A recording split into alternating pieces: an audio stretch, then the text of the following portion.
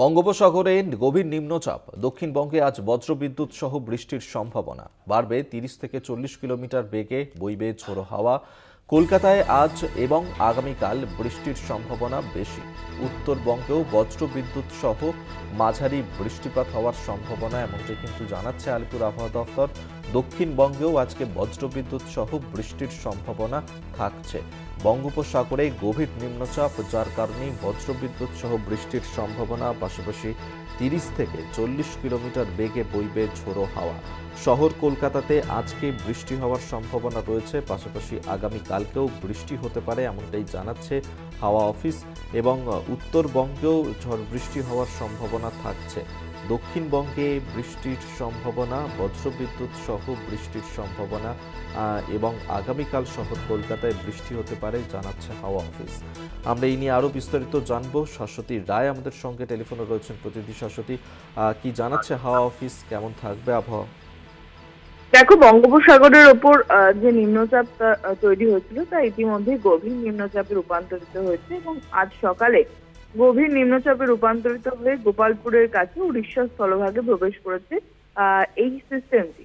ইতিমধ্যে এটির অবস্থান দক্ষিণ উড়িষ্যা এবং দক্ষিণ ছত্তিশগড় সংলগ্ন এলাকায় এবং ক্রমশ এটি শক্তি হারিয়ে সুস্পষ্ট নিম্নচাপে পরিণত হবে।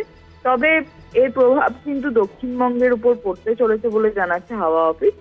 আজকে দক্ষিণবঙ্গে বজ্রবিদ্যুৎ সহ বৃষ্টির সম্ভাবনা বাড়বে। কলকাতা সহ সব জেলাতেই হালকা থেকে মাঝারি বৃষ্টির সম্ভাবনা, বিশেষত হাওড়া, হুগলি, কলকাতা, নদিয়া, 2 চব্বিশ পরগনা, 2 মেদিনীপুর, ঝাড়গ্রাম এবং বাঁকুড়া জেলাতে বৃষ্টির সম্ভাবনা বেশি থাকবে। সঙ্গে কোথাও কোথাও বিক্ষিপ্তভাবে 30 থেকে 40 কিলোমিটার বেগে দমকা ঝোড়ো হাওয়া বইতে পারে বলে জানাচ্ছে হাওয়া অফিস।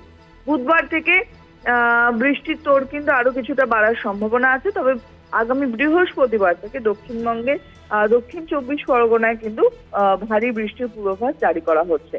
উত্তরবঙ্গেও বাদ যাচ্ছে না বৃষ্টিপাত। উত্তরবঙ্গের বিশেষত জলপাইগুড়ি এবং আলিপুরদুয়ার জেলাতে হালকা থেকে মাঝারি বৃষ্টির সঙ্গে সঙ্গে বিক্ষিপ্তভাবে ভারী বৃষ্টি হতে পারে।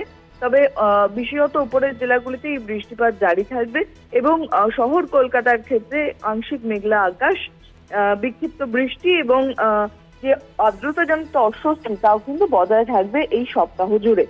কার্যত বলা যায় আবারও নিম্নচাপের ভূপৃষ্ঠে তাপমাত্রার পারদ কিছুটা হলেও নিম্নমুখী হওয়ার সম্ভাবনা, তবে আর্দ্রতাজনিত অস্বস্তি কিন্তু বজায় থাকবে গোটা সপ্তাহ।